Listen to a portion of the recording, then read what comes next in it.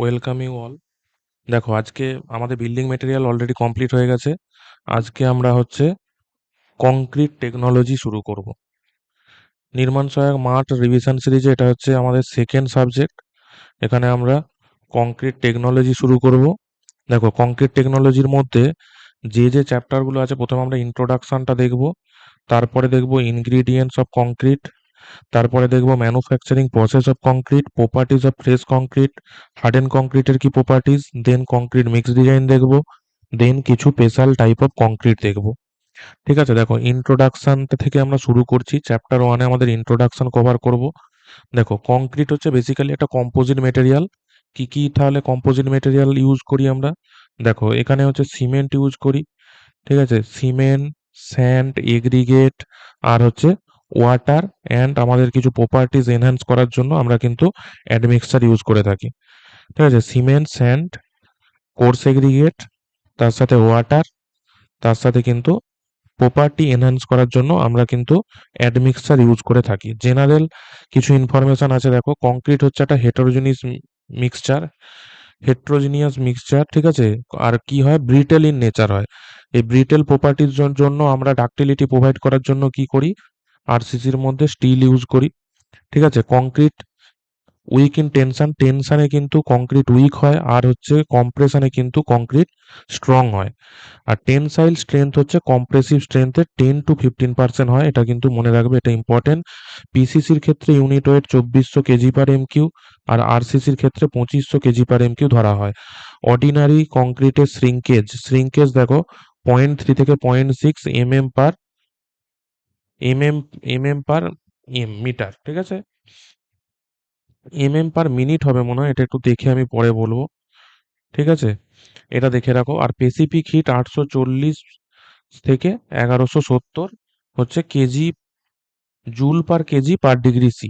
The range of diffusivity of concrete, এটা এতটা important না, মনে রাখার দরকার নেই। থার্মাল এক্সপানশন অফ কোফিসিয়েন্ট, এটা দেখবে 8 থেকে 12 পর্যন্ত ধরা হয়। 8 to 12 ইন্টু 10⁻⁶। যেহেতু স্টিলের 12 ইন্টু 10⁻⁶ হয়, থার্মাল এক্সপানশন হচ্ছে কংক্রিট আর স্টিলের নিয়ারলি ইকুয়াল। সেই জন্য কিন্তু আমরা স্টিলটা কংক্রিটের মধ্যে ইউজ করে থাকি। এর এক্সপানশন এবং শ্রিঙ্ক করা একই সেম হবে, সেই জন্য এক্সপানশন আর শ্রিঙ্ক যেহেতু এক হবে, সেই জন্য থার্মাল এক্সপানশন কোফিসিয়েন্টও যেহেতু সেম, সেই জন্য কিন্তু আমরা স্টিলটাকে কংক্রিটের মধ্যে ইউজ করে থাকি। এই জন্য আলফার ভ্যালুটা দেখবে দুটো নিয়ারলি ইকুয়াল। পয়জন রেশিও কত হয়? 0.15 থেকে 0.2 হয়। আর ইয়ং মডিউলাস আমরা জানি, প্রথমে ওল্ড কোডে কত ছিল? ইসি ইকুয়ালস টু 5700 √fck ছিল। এটা হচ্ছে ওল্ড কোডের রেসপেক্টে এই ভ্যালুটা ছিল। এখন কিন্তু নিউ কোডে এটা হয়ে গেছে 5000 √fck। ঠিক আছে, এতটুকু কিন্তু এই স্লাইড থেকে তোমাদের পড়তে হবে। এই ইনফরমেশনগুলো কিন্তু ইম্পর্টেন্ট। ঠিক আছে, দেখো তারপরে আমরা দেখব কংক্রিটের অ্যাডভান্টেজগুলো কি কি।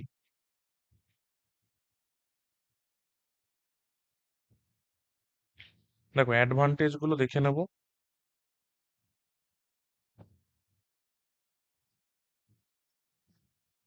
অ্যাডভান্টেজগুলোর মধ্যে দেখো, কংক্রিট কি ইকোনমিক্যাল, এটাকে কাস্ট করা সম্ভব হয়, টেম্পারেচার ফায়ার রেজিস্ট্যান্ট হয়, aesthetic property, aesthetic look provide করে।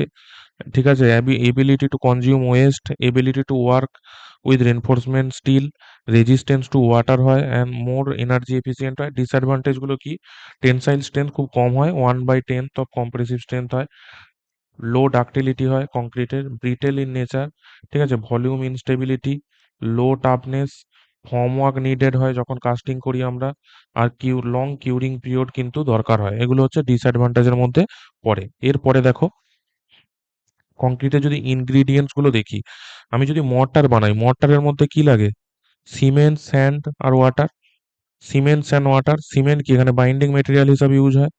ঠিক আছে, দেখো যদি পিসিসি বানাই, সেখানে কিন্তু আমাদের স্টিলটা ছাড়া এগ্রিগেট অ্যাড হবে, course aggregate, cement, fine aggregate, course aggregate, water সাথে অ্যাডমিক্সচার। আর যদি আমি আরসিসি বলি, তাহলে পিসিসির সাথে আমাদের কিন্তু স্টিল রেনফোর্সমেন্ট প্রোভাইড করতে হবে। এবারে দেখো এর রোলগুলো দেখো, হচ্ছে সিমেন্ট কিন্তু ম্যাট্রিক্স বা বাইন্ডিং মেটেরিয়াল হিসাবে ইউজ হয়, ফাইন এগ্রিগেট ফিলার বা অ্যাডাল্ট্রেন্ট, কোর্স এগ্রিগেট ইনার্ট মেটেরিয়াল হিসাবে ইউজ করে, যেটা স্ট্রেংথ আর ডুরাবিলিটি প্রোভাইড করে। ওয়াটারটাকে মিক্সিং এ হেল্প করে, লুব্রিকেশনে হেল্প করে, আর হচ্ছে হিট অফ হাইড্রেশন রিয়াকশনে কিন্তু হেল্প করে। অ্যাডমিক্সচার কি প্রপার্টিটাকে এনহান্স করে, কি কি প্রপার্টি, সেটা সেটিং টাইম হতে পারে, স্ট্রেংথ গেইন হতে পারে, ঠিক আছে। সিমেন্ট দেখো ভলিউম কত অকুপাই করে, 10 থেকে 15%, ফাইন এগ্রিগেট 30%, আর কোর্স এগ্রিগেট দেখো 40 থেকে 50%। তার মানে এগ্রিগেটই প্রায় 70% কিন্তু টোটাল ভলিউমের অকুপাই করে। ওয়াটার দেখো, ওয়াটার সিমেন্ট রেশিওতে বলা হয় এটা 0.4 থেকে 0.6 হয়, আর অ্যাডমিক্সচার সিমেন্টের ওয়েটের অ্যাপ্রক্স 1% হয়। এটা কিন্তু মনে রাখবে। এর কোডগুলো খুব ইম্পর্টেন্ট। সিমেন্টের এখন তিনটে যে আমাদের গ্রেড আছে, 33, 43 এবং 53, তার জন্য IS 269 2015 একটাই সিঙ্গেল কোডে হয়ে গেছে। ফাইন এগ্রিগেটের জন্য IS 383, কোর্স এগ্রিগেটের জন্য IS 2386, ওয়াটারের জন্য IS 456, অ্যাডমিক্সারের জন্য IS 9103। আর হচ্ছে কোর সেগ্রিগেটেড লিমিটগুলো কিন্তু IS 383-তে দেওয়া আছে। টেস্টিং এর যে বিভিন্ন লিমিটগুলো এখানে দেওয়া আছে। তো মর্টার, কংক্রিট, পিসিসি, আরসিসি, তাহলে বোঝা গেল কি হয়। এরপরে দেখো পিসিসি আর আরসিসির মধ্যে কিছু ডিফারেন্স আছে। কম্পোজিশনের ডিফারেন্স আমি বলেছি, পিসিসির মধ্যে তোমার হচ্ছে স্টিলটা থাকে না, আরসিসির মধ্যে স্টিল থাকে। পিসিসির কস্টটা লো হয় আর এটা হচ্ছে হাই হয়। পিসিসি কোথায়, ফাউন্ডেশন, পেভমেন্ট এসব ইউজ হয়, আর আরসিসি হচ্ছে স্ট্রাকচারাল এলিমেন্টস ইউজ হয়। পিসিসি দেখো strong in compression, weak in tension, এটা কিন্তু বোথেই স্ট্রং হয়। যেহেতু আমি স্টিল প্রোভাইড করে দিচ্ছি, সেই জন্য কিন্তু কম্প্রেশন আর টেনশনে দুটোতেই স্ট্রং হয়। ডেনসিটি আমি বলে দিয়েছি অলরেডি 2400, এটা 2500 কেজি পার এমকিউ। আর পিসিসিতে কিন্তু কখনো কখনো মনে রাখবে, এটা কিন্তু ইন্টারভিউ এর কোশ্চেন, যে পিসিসিতে কি রেনফোর্সমেন্ট ইউজ করা হয়, আমরা চট করে বলে দেবো না স্যার ইউজ করা হয় না। কিন্তু পিসিসিতে রেনফোর্সমেন্ট ইউজ করা হয় শ্রিঙ্কেজ, ক্রিপ, এইসবের ক্র্যাক, প্রিভেন্টিং ক্র্যাক। সিঙ্করেজ আর ক্রিপের জন্য যে ক্র্যাক হয় সেটাকে রেস্ট্রিক্ট করার জন্য, প্রিভেন্ট করার জন্য আমরা কিছু টাইমে পিসিসির মধ্যেও কিন্তু আমরা স্টিল রেনফোর্সমেন্ট প্রোভাইড করে থাকি, এটা কিন্তু মনে রাখতে হবে। ক্লাসিফিকেশন অফ কংক্রিট যদি দেখি, দেখো বাইন্ডিং মেটেরিয়ালের রেসপেক্টে lime concrete, gypsum concrete, cement concrete, mud concrete 4 টাইপের হতে পারে। বাল্ক ডেন্সিটির রেসপেক্টে দেখো, এক্সট্রা লাইট ওয়েট কখন বলছি, যখন এর হচ্ছে ডেন্সিটি 500 কেজি পার এমকিউ এর থেকে কম হবে, 500 থেকে 1800 হলে লাইট ওয়েট। এটা একটুখানি ভুল আছে, এটা হচ্ছে 1800 থেকে 2500 হবে, এটা সবাই ঠিক করে নেবে। 1800 থেকে 2500 হবে, আর তার থেকে 2500 থেকে বেশি হলে সুপার হেভি। দেখো grade of concrete, low low strength বললে হচ্ছে less than 20 MPa, মিডিয়াম হলে 20 থেকে 40, হাই স্ট্রেংথ বললে greater than 40 হয়। এরপরে দেখো পার্সপেক্টিভ স্পেসিফিকেশনের হিসাবে আমাদের কিছু ক্লাসিফিকেশন আরো আছে। সেটা হচ্ছে নমিনাল মিক্স। নমিনাল মিক্স কখন হয়, M20 অথবা লোয়ার গ্রেডের জন্য কিন্তু নমিনাল মিক্স হয়, এটা ইম্পর্টেন্ট।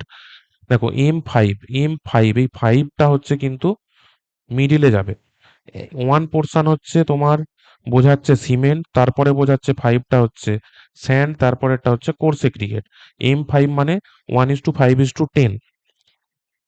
এটা সবসময় দেখবে রেশিওটা হয় 1:n:2n, এইভাবে কিন্তু হয়। আর 1 পোর্শনটা অলওয়েজ সিমেন্ট, এই n পোর্শনটা স্যান্ড, আর 2n পোর্শনটা হয় কোর্স এগ্রিগেট।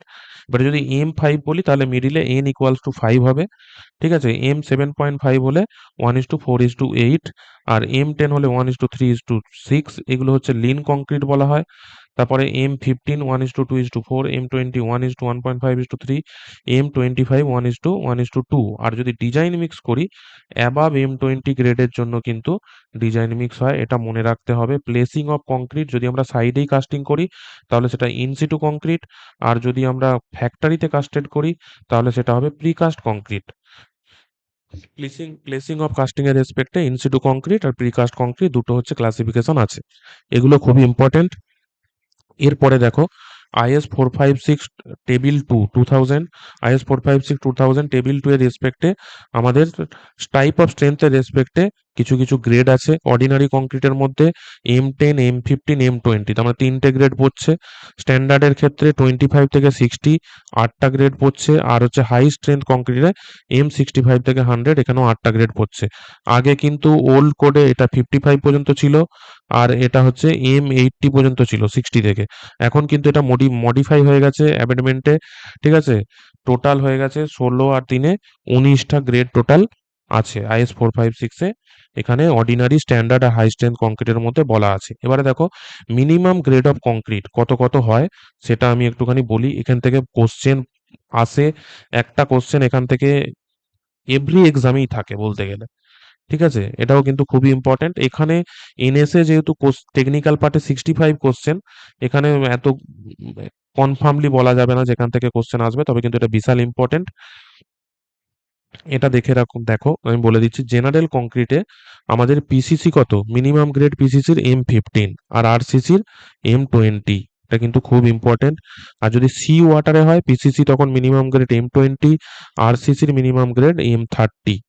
এরপরে দেখো যদি ওয়াটার ট্যাঙ্কে M20 পিসিসি মিনিমাম আর আরসিসির হচ্ছে M30। এবার যদি পিএসসি প্রি স্ট্রেস কংক্রিট হয়, তাহলে যদি পোস্ট টেনশনিং হয় তাহলে মিনিমাম গ্রেড M30, আর প্রি টেনশনিং হলে M40। খুব ইম্পর্টেন্ট, এই পুরো টপিকটা কিন্তু খুবই ইম্পর্টেন্ট, মনে রাখতে হবে সবাইকে।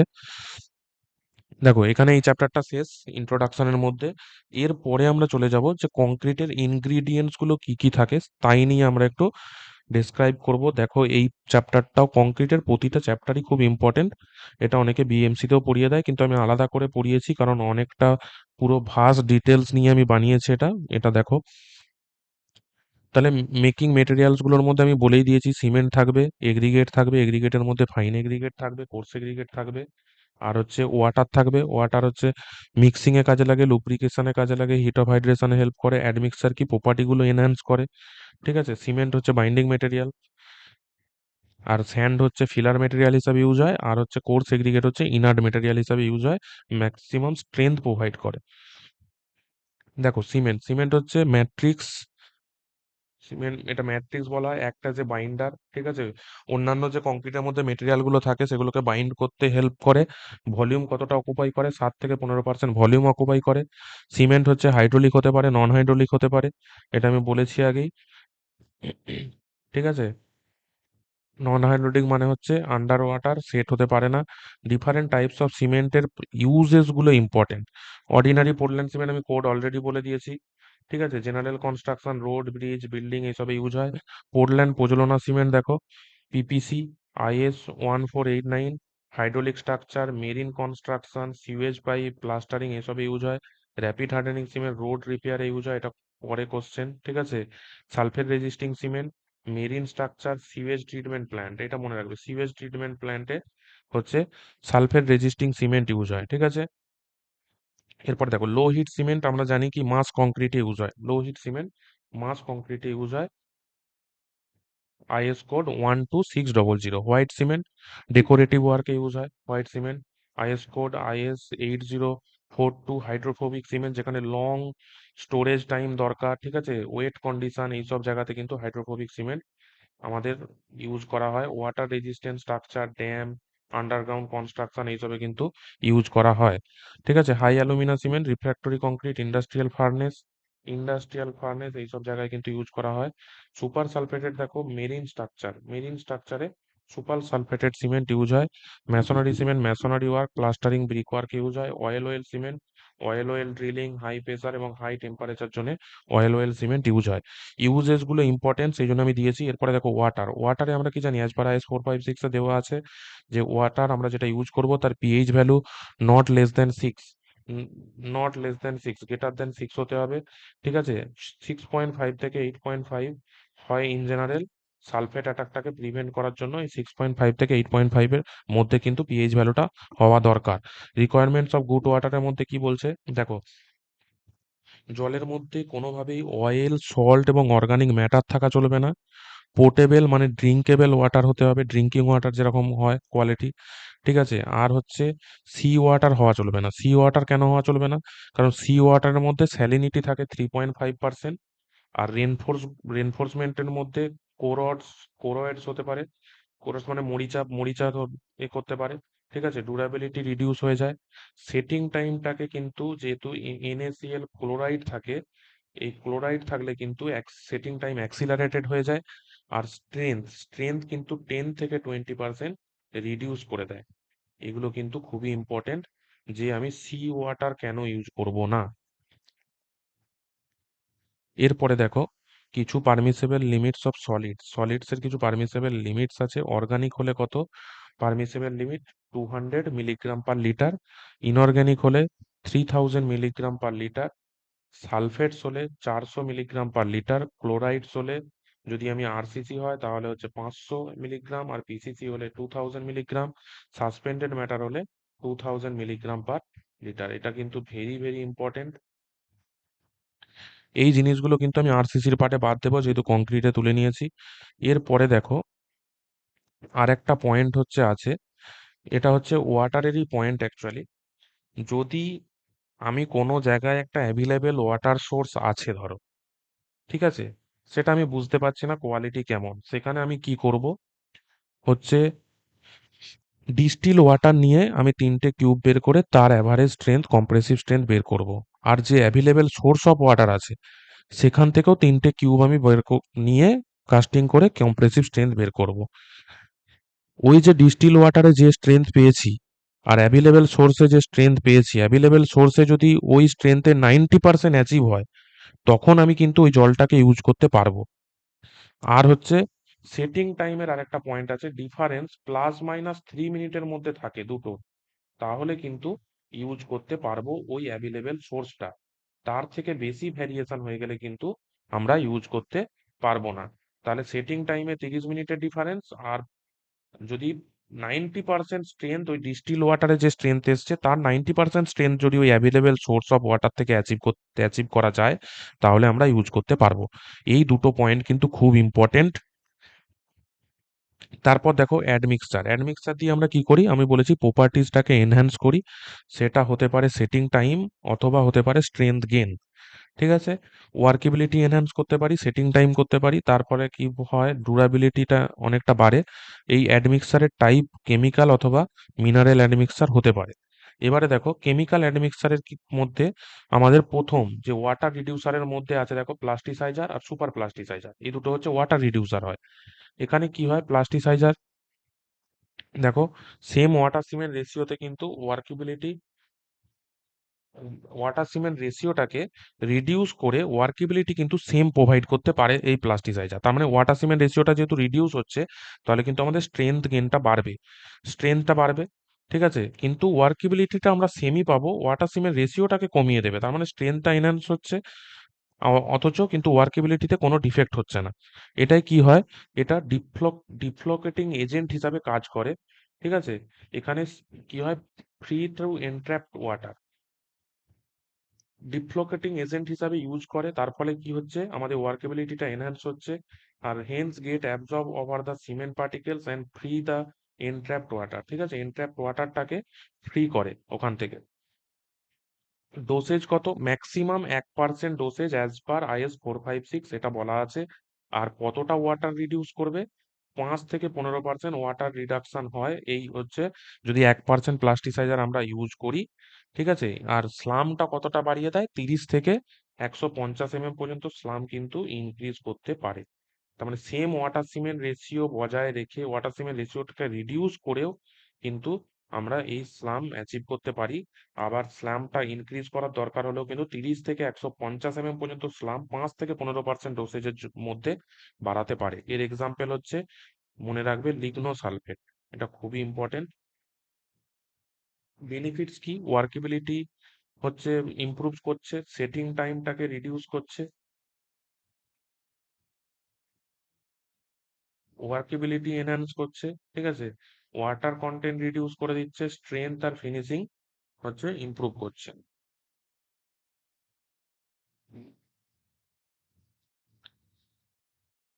তারপরে দেখো সুপার প্লাস্টিসাইজারও কিন্তু ওয়াটার রিডিউসার।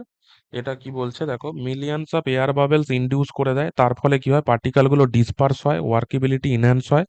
ঠিক আছে, আর এর হচ্ছে রিডাকশন ওয়াটার আপ টু, এটা ছিল 5 থেকে 15%, এখানে কিন্তু 30% পর্যন্ত ওয়াটার রিডিউস করতে পারে। এর ডোসেজ হচ্ছে 2% অ্যাজ পার আইএস 456। আর এর হচ্ছে এক্সাম্পল মডিফাইড লিগনোসালফেট অথবা সালফোনেটেড মেলানিক ফর্মালডিহাইড হচ্ছে এসএমএফ আর এসএনএফ, এর হচ্ছে দুটো হচ্ছে এক্সাম্পল। ঠিক আছে, এরপরে দেখো রিটার্ডার। রিটার্ডার কি করে, হচ্ছে আমাদের সেটিং টাইমটাকে বাড়িয়ে দেয়, মানে রিটার্ড করে, হাইড্রেশন প্রসেসটাকে রিটার্ড অথবা স্লো করে দেয়। তার ফলে কি হয়, ইনিশিয়াল সেটিং টাইমটা আমাদের বেড়ে যায়। ডোসেজ কত, ম্যাক্সিমাম 0.5% অ্যাজ পার 456 আছে, এটা মনে রাখবে। ঠিক আছে, আর যদি 0.05 থেকে 0.2% আমরা ইউজ করে থাকি, এটা হচ্ছে 72 ঘন্টা কিন্তু হাইড্রেশন প্রসেসকে ডিলে করতে সক্ষম হয়ে যায়। ক্যালসিয়াম সালফেট হচ্ছে কমন একটা আমাদের রিটার্ডার, যেটা আমাদের কংক্রিটে ইউজ করা হয়। ক্যালসিয়াম সালফেট অথবা জিপসাম, এটা কিন্তু মনে রাখবে। এছাড়াও স্টার্চ, সেলুলোজ, সুগার, এই চিনিও ইউজ করা হয়। অ্যাক্সিলারেটর দেখো, হাইড্রেশনটাকে ফাস্ট করে, এর ডোসেজ হচ্ছে 0.1 থেকে 0.2%। ঠিক আছে, কমনলি ইউজ অ্যাক্সিলারেটর হচ্ছে ক্যালসিয়াম ক্লোরাইড। অ্যাক্সিলারেটর মানে কি, বলছে হাইড্রেশনটাকে ফাস্ট করবে, তাহলে কোন জায়গায় এটা ইউজ করা যাবে, যেখানে হট ওয়েদার আছে সেখানে ইউজ করা যাবে। আর রিটার্ডার কি হবে, যেখানে কোল্ড ওয়েদার আছে সেখানে।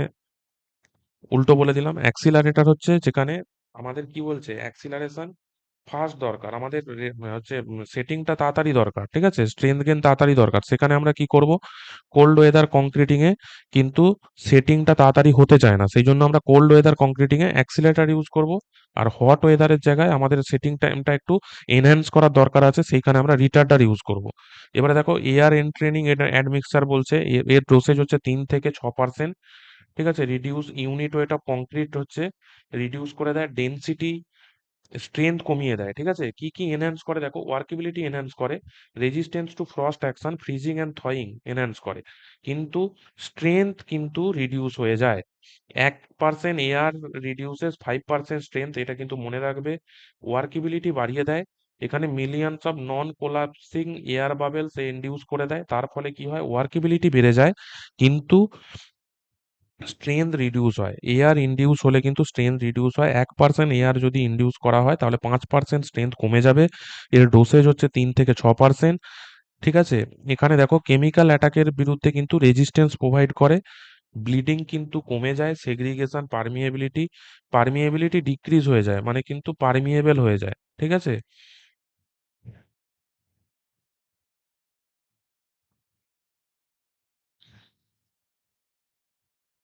আর দেখো এর উদাহরণ হচ্ছে steric acid, oleic acid, aluminium powder, এটা পড়ে, এটা মনে রাখবে। অ্যালুমিনিয়াম পাউডার কিন্তু হচ্ছে এয়ার এন্ট্রেনিং অ্যাডমিক্সারের হচ্ছে উদাহরণ, অথবা নিউট্রালাইজ ভেনসল রেজিন, এটা হচ্ছে আমাদের এয়ার এন্ট্রেনিং অ্যাডমিক্সারের উদাহরণ।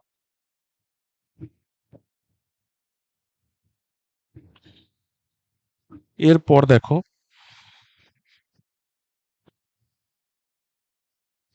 মিনারেল অ্যাডমিক্সারের মধ্যে, মিনারেল অ্যাডমিক্সচার কি হয়, ইকোনমিক্যাল হয়, পারমিয়েবিলিটি রিডিউস করে, স্ট্রেংথ ইনক্রিজ করে, ওয়ার্কেবিলিটি এনহ্যান্স করে, improve resistance of concrete to thermal cracking, alkali aggregate expansion, sulphur attack, এইসব অনেক কিছু কিন্তু এর হচ্ছে সুবিধে আছে। তার মধ্যে দেখো, অ্যাডমিক্সারের মধ্যে কি কি হচ্ছে এক্সাম্পল, ফ্লাই অ্যাশ হতে পারে, সিলিকা ফিউম হতে পারে, আর হচ্ছে জিজিবিএস হতে পারে, ground granulated blast furnace slag হতে পারে। ফ্লাই অ্যাশ কি হচ্ছে, ফ্লাই অ্যাশ আমরা কি জানি, আগের দিনই আমি বিল্ডিং মেটেরিয়ালে বলেছি, এটা থার্মাল প্ল্যান্টের হচ্ছে বাই প্রোডাক্ট। এটা কিন্তু থার্মাল প্ল্যান্টের বাই প্রোডাক্ট। সিলিকা ফিউম দেখো, সিলিকন মেটাল বা ফেরোসিলিকন অ্যালয়েজ থেকে প্রোডাক্ট হয়। আর হচ্ছে স্টিল প্ল্যান্ট থেকে কিন্তু এই ground granulated blast furnace slag product হয়। সিলিকা ফিউম দেখো, পার্টিকেল সাইজ গুলো, পার্টিকেল সাইজ হয় less than 1 micron, particle shape spherical হয়, ওয়ার্কেবিলিটি রিডিউস করে, ওয়াটার ডিমান্ড ইনক্রিজ করে দেয়। ঠিক আছে, রিডিউস ব্লিডিং রিডিউস করে দেয়, outstanding performance in development in the strain development কিন্তু খুব ভালো হয়। সিলিকা ফিউম মাইক্রো যে ক্র্যাক গুলো হয় না, মাইক্রো ক্র্যাক গুলোকে ফিল করে। ঠিক আছে, এর পার্টিকেল সাইজ 1 মাইক্রনের থেকে কম হয়, ব্লিডিং রিডিউস করে দেয়। ঠিক আছে, এগুলো মনে রাখতে হবে। আর দেখো, fly ash, high strength durable কংক্রিটের জন্য ফ্লাই অ্যাশ ইউজ করি। ঠিক আছে, এটা হচ্ছে বাই প্রোডাক্ট, যেহেতু এটা খুব চিপ হয়, ওয়াটার ডিমান্ড রিডিউস করে দেয়। ঠিক আছে, হাই হিট অফ হাইড্রেশন কিন্তু রিডিউস করে। এগুলো পরে প্রজ্বলনিক মেটেরিয়াল হিসাবে কি কি ফাংশন থাকে, এটা কিন্তু পরে। ব্লিডিং রিডিউস করে দেয়, ড্রাইং শ্রিঙ্কেজ অলসো রিডিউস। ঠিক আছে, এগুলো কিন্তু মনে রাখতে হবে। এরপরে দেখো, জিজিবিএস কি বলছে, quenching molten iron slag, iron প্ল্যান্টের কিন্তু এটা হচ্ছে by product, heat of hydration reduce করে দেয়।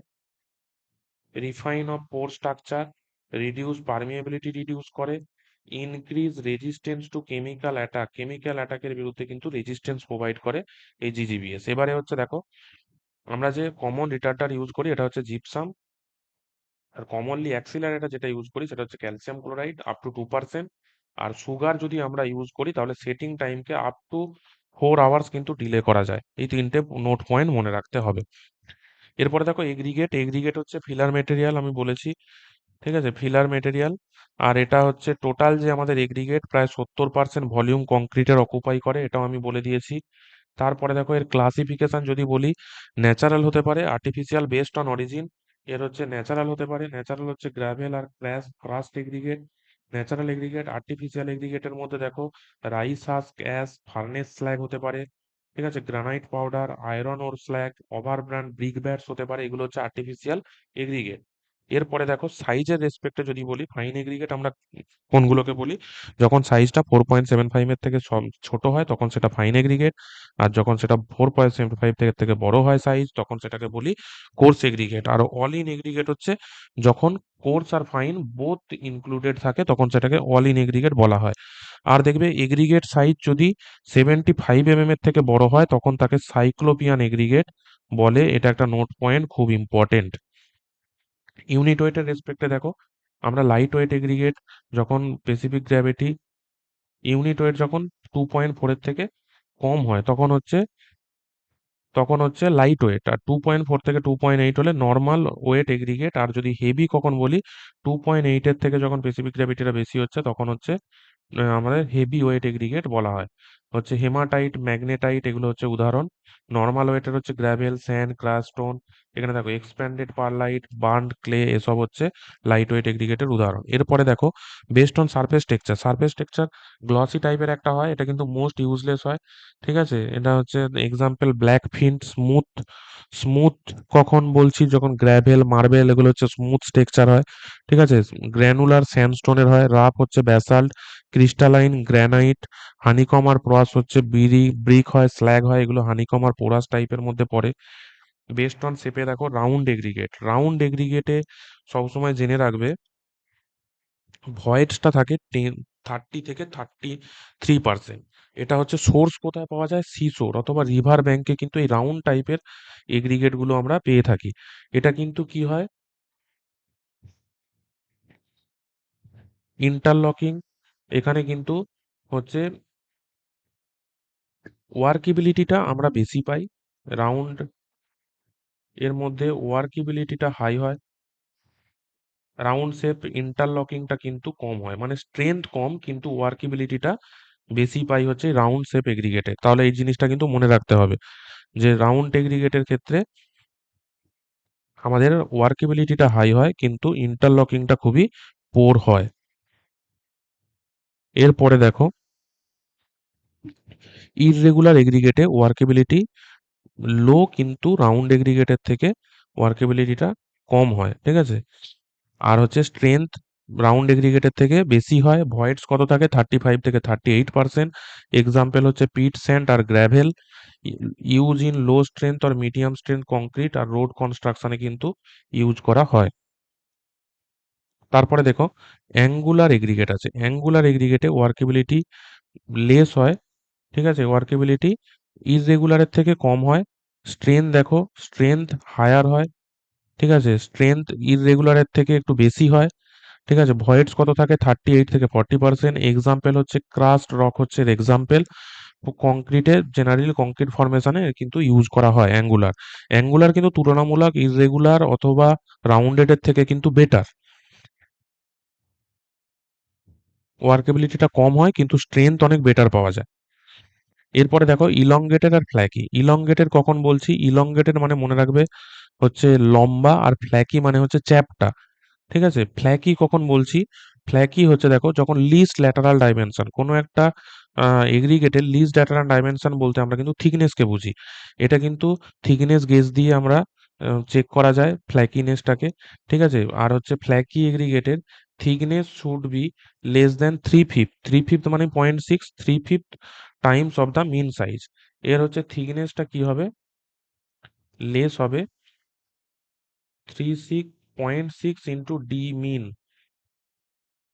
এটা হয় লেস দ্যান হবে, মানে হচ্ছে যেটা আমাদের থিকনেস গেজ থাকবে সেটা দিয়ে কিন্তু এটা পাস হয়ে যাবে। ঠিক আছে, আর হচ্ছে দেখো ইলংগেটেড কখন বলছি, যখন ইটস গেটার লেন্থ মানে হচ্ছে লেন্থ, ঠিক আছে, গেটার ডাইমেনশন মানে হচ্ছে লেন্থ, সেটা হচ্ছে 9/5 মানে 1 পয়েন্ট, লেন্থটা যখন 1.8 টাইমস অফ ডি মিন হবে তখন হয়ে যাবে মিন সাইজের, তখন সেটা হবে ইলংগেটেড। এবার ইলংগেটেডটা হচ্ছে লেন্থ গেজ দিয়ে করা হয়, সেখানে কিন্তু সেটা রিটেন হবে, মনে রাখতে হবে। আর ইলংগেশন আর হচ্ছে ফ্ল্যাকিনেস ইন্ডেক্স এগুলো কিন্তু এগ্রিগেট সাইজ স্মলার দেন 6.3 এর জন্য অ্যাপ্লিকেবল নয়। এটা কিন্তু মনে রাখতে হবে। এটা হচ্ছে রাউন্ড টাইপের এগ্রিগেট, এটা ইররেগুলার, এটা দেখো অ্যাঙ্গুলার শেপ, আর এটা হচ্ছে ফ্ল্যাকি আর হচ্ছে ইলংগেটেড। ফ্ল্যাকি আর ইলংগেটেড এগ্রিগেটের কিন্তু না তো স্ট্রেংথ ভালো, না ওয়ার্কেবিলিটি ভালো। এটা কিন্তু ইউজ করা, কংক্রিটের স্ট্রেংথ কিন্তু ইউজ করলে কমিয়ে দেবে। দেখো, strength of concrete made with angular aggregate আর রাউন্ডেড এগ্রিগেট, দুটো টাইপের এগ্রিগেটেই কখন আমার স্ট্রেংথ ইকুয়াল হয় প্র্যাকটিক্যালি, যখন ওয়াটার সিমেন্ট রেশিও 0.65 থেকে বেশি হবে তখন একটা ধরা হয় প্র্যাকটিক্যালি দুটোরই ক্ষেত্রে কিন্তু স্ট্রেংথ ইকুয়াল হয়ে যাবে। তার মানে ওয়াটার সিমেন্ট রেশিওটাকে আমরা কিন্তু কোনোভাবেই 0.65 ওপরে, 0.6 ইন জেনারেল 0.6 ওপরে করা হয় না, 0.4 থেকে 0.6 হয় ইন জেনারেল লিমিট। সেখানে কিন্তু আমরা অ্যাডমিক্সার ইউজ করে ওটাকে আরো কম করি ওয়াটার কন্টেন্টটাকে, তার ফলে কিন্তু আরো স্ট্রেংথটা আমরা বেটার পাই। এটা কিন্তু মনে রাখতে হবে। এরপরে দেখো, যদি গ্রেডিং এর রেসপেক্টে আমরা বলি, well graded all particle size range যখন অ্যাভেলেবেল থাকবে তাকে ওয়েল গ্রেডেড বলি। ইউনিফর্মলি গ্রেডেড, দেখো যখন one size of aggregate predominant হবে তখন ইউনিফর্মলি গ্রেডেড। আর গ্যাপ গ্রেডেড বলছি কোনো একটা পার্টিকেল সাইজ ওই এগ্রিগেটের মধ্যে মিসিং, তখন তাকে বলছি gap graded. Based on finance modulus, এটা আমি আগেই বলেছি, ফাইন এগ্রিগেটের 2 to 3.5 হয়, এটা মর্থের স্পেসিফিকেশন, এটা কিন্তু মনে রাখবে, এটা খুবই ইম্পর্টেন্ট। কোর্স এগ্রিগেটের জন্য 5.5 থেকে 8, আর অল ইন এগ্রিগেটের জন্য 3.5 থেকে 6.5 হয়।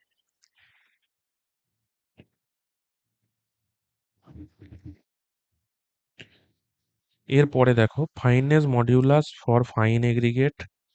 ফাইন এগ্রিগেটের ফাইননেস মডিউলাসের ভ্যালুগুলো কত কত হয় সেটা একটু দেখে নেব।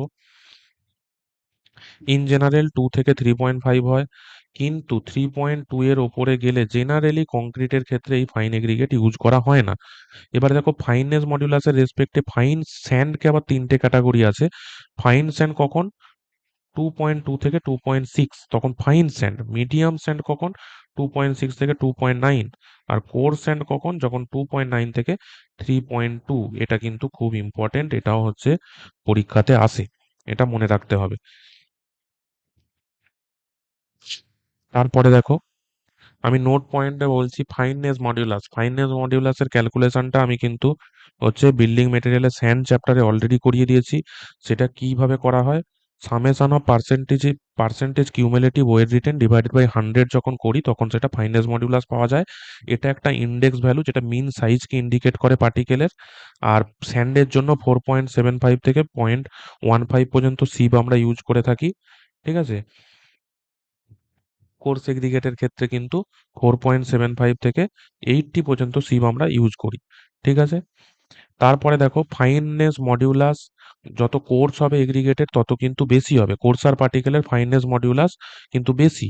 এবার ফাইননেস মডিউলাস যদি 3 বলি তাহলে কিন্তু সেটা কত সাইজকে ইন্ডিকেট করবে, নিচ থেকে সিব ওপরের দিকে কাউন্ট করব, নিচে আছে 150, ওপরে 300, তারপরে 600, নিচ থেকে কাউন্ট করব, সেটা কিন্তু অ্যাভারেজ সাইজ হবে। যেহেতু 3 নাম্বার বলেছি, ফাইনাল মডুলাস 3 বলেছি, সেহেতু পার্টিকেল সাইজ হয়ে যাবে 600 মাইক্রন। নিচ থেকে শিপগুলো আমি কিন্তু দেখবো, দেখো নিচ প্রথমে সবার নিচে 150, তার উপরে 300, তার উপরে 600, তাহলে পার্টিকেল সাইজ ফাইনাল মডুলাস 3 মানে বুঝতে পারবো যে এটার অ্যাভারেজ পার্টিকেল সাইজ 0.6 mm।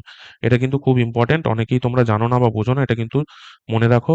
আর আমি বলেছি ফাইননেস মডিউলাস জোন 4 এর কিন্তু সব থেকে কম, জোন 1 এর সব থেকে বেশি। জোন 1 কোর্সার, জোন 1 মনে রাখবে কোর্সার হয়, আর যত জোন বেশির দিকে যাবে তত কিন্তু ফাইনার হবে। এইদিকে গেলে কোর্সার আর এইদিকে গেলে ফাইনার। ঠিক আছে, দেখো জোন 1 কোর্স স্যান্ড, এখানে তার থেকে মিডিয়াম স্যান্ড, এটা ফাইন স্যান্ড, এটা হচ্ছে ভেরি ফাইন স্যান্ড। এই very fine sand zone 4 filling এর কাজে ইউজ হয়। জোন 2, জোন 1 and 2 কংক্রিট, আর এটা কিন্তু জোন 2 3 আবার প্লাস্টারের কাজেও ইউজ হয়, এগুলো কিন্তু মনে রাখতে হবে। এরপরে দেখো ক্যালকুলেশনটা আমি অলরেডি ওখানে দেখিয়ে দিয়েছি। এটা হচ্ছে কিউমুলেটিভ ওয়েট রিটেন হচ্ছে, সেটাকে 100 দিয়ে ভাগ করলে ফাইননেস মডিউলাস পাচ্ছি। যেহেতু 3.05 আমাদের আসছে, তাহলে এর পার্টিকেল সাইজটা অ্যাভারেজ পার্টিকেল সাইজ লাই করবে বটম থেকে 3 আর 4 নম্বর সিবের মধ্যে। 3 নম্বর সিবে আছে 600 মাইক্রন, 4 নম্বর সিবে আছে 1.18 মাইক্রন, তাহলে কিন্তু অ্যাভারেজ পার্টিকেল সাইজ হয়ে যাবে এই 0.6 আর 1.18 এর মধ্যে। এই ফাইননেস মডিউলাস আমি কি বলেছি, এটা একটা ইন্ডেক্স যেটা মিন সাইজকে ইন্ডিকেট করে পার্টিকেলের। তাহলে সব পয়েন্টগুলো বলে দিলাম, দেখো। এরপরে দেখো, এই হচ্ছে আমাদের স্যান্ডের অ্যাজ পার আইএস 383/2016 রেসপেক্টে আমাদের স্যান্ডকে 4টে জোনে ক্লাসিফাই করা হয়: জোন 1, জোন 2, জোন 3, জোন 4। এবারে এর মধ্যে দেখো আমাদের এই 10 mm উপরে লাগাবো, তার নিচে লাগাবো 4.75, তার নিচে 2.36, তার নিচে 1.18। ফাইনার শিপটা সবার নিচে থাকবে, কোর্সার শিপটা সবার উপরে থাকবে। আমরা যে কোনো স্যাম্পেল নিয়ে 1 কেজি 5 কেজি যা কোনো স্যাম্পেল নিয়ে সেটাকে আমরা সিভ করব। সিভ করলে সেটা কতটা পার্সেন্টেজ ওয়েট রিটেন হচ্ছে, তার রেসপেক্টে কতটা পার্সেন্টেজ পাসিং হচ্ছে দেখব। সেই পাসিং এর লিমিটটা কিন্তু এখানে দেওয়া আছে। এই পাসিং এর সমস্ত লিমিটের মধ্যে কিন্তু 600 মাইক্রনটা খুব ইম্পর্টেন্ট। 600 মাইক্রনের যেটা লিমিট হয় তাতে কিন্তু কোনো আর আমাদের আদার্স কিছু থাকে না, বাউন্ডেশন আর কোনো থাকে না। এই লিমিটটা পুরোপুরি ম্যাচ করতেই হবে। বাকি কিন্তু আদার্স যে আছে তাতে কিন্তু 5% ভ্যারিয়েশন হতে পারে, এর বাইরেও 5% অ্যালাউ করা আছে, সেটা আমাদের IS 383-তে নোট পয়েন্টে লেখা আছে। সব শিপগুলো মিলিয়ে 10%, আর যে কোনো একটা ইন্ডিভিজুয়াল শিপে 5% টলারেন্স আছে, কিন্তু 600 মাইক্রনে কোনোরূপ টলারেন্স নেই। এই পার্টিকুলার লিমিটের মধ্যেই লাই করতে হবে। যদি জোন 1 হয় তাহলে 15 থেকে 34%, যদি জোন 2 হয় 35 থেকে 59%, যদি জোন 3 হয় 60 থেকে 79%, আর জোন 4 হলে 80 থেকে 100%। এই পার্সেন্টেজটা জোন 2 এর 600 মাইক্রনের পার্সেন্টেজটা আমাদের কিন্তু এসেছিল এসএসসি জেইতে। স্যান্ড রিকোয়ার আরেকটা জিনিস বলি, যত জোন আমরা বেশির দিকে যাব, মানে জোন 4 এর দিকে যদি যাই, সেখানে কিন্তু ফাইননেস বাড়ছে, স্যান্ডটা ফাইন হয়ে যাচ্ছে, সেখানে কিন্তু ওয়াটার সিমেন্ট রেশিওটা high. Sand requiring a high water cement ratio belongs to zone 4। Zone 4 এর দিকে যত যাব, আমরা যদি সেই স্যান্ডটাকে নিয়ে আমরা যদি বানাই মর্টার বা কংক্রিট, সেখানে কিন্তু ওয়াটার কন্টেন্টটা বেশি লাগবে। যত ফাইন হবে তত কিন্তু ওয়াটার কন্টেন্ট বেশি লাগবে। তারপরে দেখো বাল্কিং অফ স্যান্ড। আমরা দেখো যদি স্যান্ডের মধ্যে ময়েশ্চার অ্যাড করি, সেটা কিন্তু ভলিউমটা ইনক্রিজ করে। 4 থেকে 6%-এর জন্য 20 থেকে 40% আমাদের ভলিউম ইনক্রিজ হয়। আমরা এটাকে 5%-এ ম্যাক্সিমাম ধরে নিয়ে থাকি। ঠিক আছে, এবারে যদি বলছে কিন্তু ম্যাক্সিমাম দেখবে এক- আছে যে ম্যাক্সিমাম 10% পর্যন্ত হয়তো বাড়তে বাড়তে গেল, তারপর একটা সার্টেন লিমিটের পরে কি হয়, ভলিউমটা ডিক্রিজ হতে থাকে। ঠিক আছে, এরপরে এটাকে কি বলছে দেখো, increase of volume sand due to moisture কন্টেন্টের জন্য হয় বাল্কিং অফ স্যান্ডটা। এটা কি হয়, একটা ফিল্ম, একটা জলের হচ্ছে ফিল্ম পর্দার মতো একটা পার্টিকেলের চারপাশে গঠন করে সারফেস টেনশনের কারণে। তার ফলে কি হয়, এই স্যান্ডের ভলিউমটা ইনক্রিজ হয়ে যায়। আর যত ফাইন স্যান্ড হবে তত দেখো ভলিউম ইনক্রিজ বেশি হবে। আমি এখানে গ্রাফে দেখিয়ে দিয়েছি। এটা হচ্ছে বাল্ক স্যান্ড, যেটা H1 হাইট, আর এটা হচ্ছে স্যাচুরেটেড কন্ডিশনের স্যান্ডটা। ভলিউমটা বা হাইটটা যদি বলো H2 হয়ে যাবে, সেখান থেকে আমরা বাল্কিং অফ স্যান্ডটা ক্যালকুলেট করতে পারি। ঠিক আছে, H1টা হচ্ছে হাইট অফ স্যান্ড, বাল্ক স্যান্ডের হাইট, আর হচ্ছে স্যাচুরেটেড স্যান্ড কন্ডিশনে H2 হাইট। ঠিক আছে, এটাকে নিয়ে আমরা এ করতে পারি। বাল্কিং অফ স্যান্ডটা কিন্তু নমিনাল মিক্স ডিজাইন যেটা করা হয় তার ক্ষেত্রে কনসিডার করা মাস্ট, কিন্তু আর হচ্ছে যেটা আমাদের ওয়েট ব্যাচ করি ডিজাইন মিক্সে, সেখানে কিন্তু বাল্কিং অফ স্যান্ড আমাদের কনসিডার করা হয় না, সেখানে কিন্তু ওয়েট বেসিসে হয়। আর হচ্ছে ভলিউম বেসিসে যেহেতু নমিনাল মিক্সে হয়, সেহেতু বাল্কিং অফ স্যান্ডটা কিন্তু নমিনাল মিক্সে কনসিডার করাটা মাস্ট। এটা হচ্ছে আমাদের এখান থেকে ইম্পর্টেন্ট পয়েন্ট। এরপরে দেখো কোর সেগ্রিগেট বা স্টোন চিপ, এটা আমি বলেছি একটা যে ইনার্ট মেটেরিয়াল আমাদের স্ট্রেংথ আর ডুরাবিলিটি প্রোভাইড করে। ঠিক আছে, aggregate should not contain more than 0.5%-এর থেকে কিন্তু সালফেট কন্টেন্ট থাকা চলবে না, এবং should not absorb more than 10% of the, তার ওন ওয়েটের 10%-এর বেশি কিন্তু ময়েশ্চার অ্যাবজর্ব করা যাবে না। ঠিক আছে, আর হচ্ছে এর হচ্ছে লিমিটস গুলো আছে টেস্টের IS 383 তে, আর টেস্ট প্রসিডিওরস গুলো আছে 2386-এ। এবারে দেখো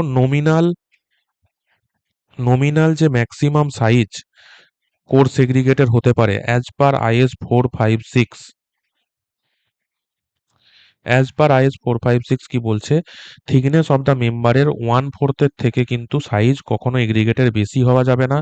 এবারে যদি বলছে মোস্ট অফ দ্য কংক্রিটে আমাদের কিন্তু ম্যাক্সিমাম এগ্রিগেট সাইজ আমরা 20 mm নিয়ে থাকি। এবারে কি বলছে, যেখানে আমাদের স্টিল খুব বেশি ইউজ করা হয়েছে, কনজেস্টেড, ঠিক আছে, সেই সব জায়গায় কিন্তু আমাদের এগ্রিগেট সাইজটাকে 10 mm এর বেশি ইউজ করা হয় না। আর যেখানে দেখবে মাস কংক্রিট, হিউজ পরিমাণ কংক্রিট ইউজ হচ্ছে, সেখানে হচ্ছে ফ্লোটা কোনো ম্যান্ডেটরি ক্রাইটেরিয়া নয়, সেখানে আমরা 40 mm পর্যন্ত এগ্রিগেট ইউজ করে থাকতে পারি। আর হচ্ছে দেখো আর একটা ক্রাইটেরিয়া আছে অ্যাজ পার IS 456-এ, সেটা হচ্ছে এগ্রিগেটের সাইজটা মিনিমাম ক্লিয়ার ডিস্টেন্সের থেকে 5 mm কম হতে হবে, অথবা মিনিমাম কভারের থেকে 5 mm কম হতে হবে। এ হচ্ছে ম্যাক্সিমাম সাইজ অফ এগ্রিগেট, এই দুটো ক্রাইটেরিয়ার উপরে বেস করে কিন্তু হবে। তারপরে দেখো আমাদের বলছি maximum size of aggregate different ওয়ার্কের জন্য ম্যাক্সিমাম এগ্রিগেট সাইজ কতটা নেওয়া হয়, এটাও কিন্তু খুব ইম্পর্টেন্ট। টিপিসির জন্য ম্যাক্সিমাম এগ্রিগেট সাইজ হয় 10 mm, ফ্লোরিং ওয়ার্কের জন্য, এগুলো কিন্তু কোর্স এগ্রিগেট, ফ্লোরিং ওয়ার্কের জন্য 10 mm, মার্স কংক্রিটের জন্য 40 mm, আর জেনারেল কংক্রিটের জন্য 20 mm হয়। আর প্লাম কংক্রিটের জন্য দেখো 300 mm পর্যন্ত, সেটা কংক্রিটের ভলিউমের 20% পর্যন্ত আমরা এগ্রিগেটকে ইউজ করতে পারি। আর গ্যাভিটি ড্যাম, ব্রিজ এইসবের ক্ষেত্রে 150 mm হচ্ছে ম্যাক্সিমাম এগ্রিগেট সাইজ ইউজ করি। এরপরে দেখো surface water carried by aggregate as per IS 456 table 10 এর রেসপেক্টে যদি ভেরি ওয়েট স্যান্ড হয়, পার্সেন্টেজ বাই মাস কত হবে 7.5, আর হচ্ছে যদি লিটার পার এমকিউ হবে 120। এই পার্সেন্টেজটা মনে রাখো, এটা কিন্তু পড়তে পারে মডারেটলি ওয়েট স্যান্ডের ক্ষেত্রে 5%, ময়েস্ট স্যান্ডের ক্ষেত্রে 2.5, আর ময়েস্ট গ্র্যাভেলের ক্ষেত্রে 1.25 থেকে 2.5। এটা কিন্তু মনে রাখবে, এখানে স্টেট এই থেকে কিন্তু কোশ্চেন এসেছে এই জায়গা থেকে। এরপরে দেখো যদি আমি এগ্রিগেটেড টেস্টগুলো বলি, aggregate crushing value strength. Crushing value test হচ্ছে IS 2386 পার্ট 4-এ আছে। এখানে দেখো কি কি সিপ ইউজ হয়। আমাদের একটা ওয়েট ব্যালেন্স লাগবে, চার হচ্ছে 3টে সিপ লাগবে, যেখানে একটা প্যান আছে 12.5, 10, 3.6। সিলিন্ডার দেখো, সিলিন্ডারের ডাইমেনশন 18x11.5, 18 হচ্ছে হাইট, 11.5 হচ্ছে ডায়া। আর একটা সিলিন্ড্রিকাল মোল্ড লাগবে উইথ বেস, তার হচ্ছে 14 সেন্টিমিটার হাইট, আর 15.2 সেন্টিমিটার হচ্ছে ডায়া। একটা ট্রে লাগবে, কম্প্রেসিভ টেস্ট মেশিন লাগবে, একটা স্টিল ট্যাম্পিং রড লাগবে, যার হচ্ছে 16 mm dia, 600 mm length, 2 foot মানে 600 mm। আর একটা প্ল্যাঞ্জার লাগবে, যেটা দিয়ে আমরা লোডটা অ্যাপ্লাই করব। আর এটা হচ্ছে পিস্টন, 15 সেন্টিমিটার ইনসাইড ডায়া, যেটা এটার 15 এটার মধ্যে ইনসার্ট হবে। ঠিক আছে, এরপরে দেখো কি এ দিয়ে কি মাপা হয়, আমাদের রেজিস্ট্যান্স টু ক্রাসিং, ঠিক আছে, গ্র্যাজুয়াল লোডের রেসপেক্টে কতটা কম্প্রেসিভ লোড নিতে পারছে, সেটাই হচ্ছে রেজিস্ট্যান্স টু ক্রাসিং, যেটা মেজার করা হবে এই হচ্ছে এগ্রিগেট ক্রাসিং ভ্যালু টেস্ট দিয়ে। এখানে কি করা হয়, দেখো হচ্ছে ওভেন ড্রাই এগ্রিগেট নেওয়া হয়, যেটা 100 থেকে 110 টেম্পারেচারে 4 ঘন্টা আমাদের ওভেনের মধ্যে ওভেন ড্রাই করা হয়। সেই স্যাম্পেলটাকে নিয়ে তারপরে আমরা কি করব, স্যাম্পেল পিপিআরটা কি করে করব, 12.5 mm দিয়ে পাসিং, 10 mm এ রিটেন, 12.5-এ পাসিং আর 10 mm-এ রিটেন। এইখানে যেগুলো রিটেন হবে, ধরো এটা 10 mm শিপ, এটা 12.5 mm শিপ, এই দুটো এইখানে যেটা রিটেন হবে 10 mm-এ, সেটা নেব। সেই স্যাম্পেলটা নিয়ে আমরা হচ্ছে মোল্ডের মধ্যে ফিল করব 3 লেয়ারে, প্রতিটাতে 25টা ব্লো দিয়ে। তারপরে আমরা ওটাকে সিটিএমে প্লেস করে টোটাল 10 মিনিটে 40 টন লোড অ্যাপ্লাই করব, যেটা রেট হচ্ছে 4 টন/মিনিট। তারপরে কি করব, কতটা আমাদের পার্টিকেল ক্রাস্ট হয়ে গেছে সেটা কিভাবে চেক করব, 2.36 সিপ দিয়ে আমরা চেক করব যে কতটা পরিমাণ পার্সেন্টেজ পাসিং হচ্ছে। সেটা হচ্ছে দেখো, যতটা পাস হচ্ছে সেটার ওয়েট যদি W2 হয়, আর টোটাল এগ্রিগেট যেটা আমরা নিয়েছি সেটা যদি W1 হয়, তার রেসপেক্টে এটা পার্সেন্টেজ বের করব। আর আমরা এর অ্যাকসেপ্টেন্স লাইন লিমিটটা কত হবে, অ্যাজ পার IS 383-তে বলা আছে, যদি সেটা ওয়ারিং কোর্সে ইউজ হয় সেটা লেস দেন 30% হতে হবে, লেস অর ইকুয়াল টু। আর যদি আদার দেন ওয়ারিং কোর্স, যে কোনো আদার দেন কংক্রিট ইউজ হয়, সেখানে হতে হবে লেস দেন 45%। এই হচ্ছে ক্রাইটেরিয়া। তারপরে দেখো এগ্রিগেট ইম্প্যাক্ট ভ্যালু টেস্ট আছে, এটা হচ্ছে same code as per is 2386 part 4 এ আছে।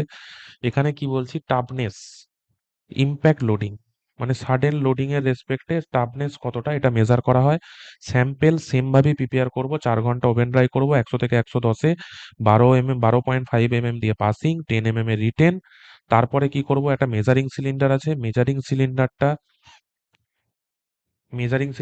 হচ্ছে এটা মেজারিং সিলিন্ডার, এটাতে 3টে লেয়ারে ফিল করব।